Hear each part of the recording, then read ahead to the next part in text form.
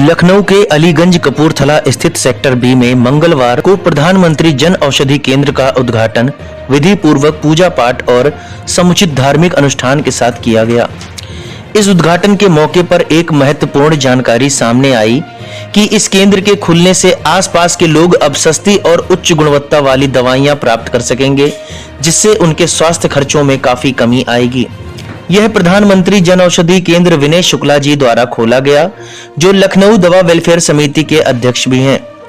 विनय शुक्ला जी ने इस अवसर पर कहा कि प्रधानमंत्री जन औषधि योजना का उद्देश्य लोगों को किफायती दरों पर गुणवत्तापूर्ण दवाइयां उपलब्ध कराना है। उन्होंने इस पहल को आम जनता के स्वास्थ्य के लिए एक महत्वपूर्ण कदम बताया और इसे समाज में स्वास्थ्य सेवा के सशक्तिकरण के रूप में देखा।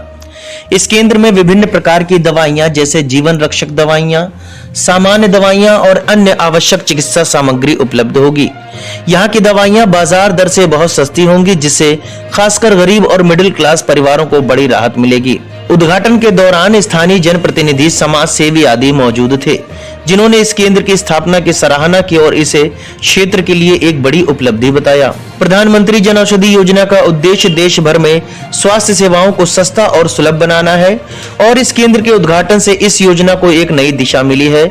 अब क्षेत्रवासियों को स्वास्थ्य सेवाएं बेहतर और किफायती दरों पर मिलेंगी, जिससे उनकी जीवन गुणवत्ता में सुधार होगा।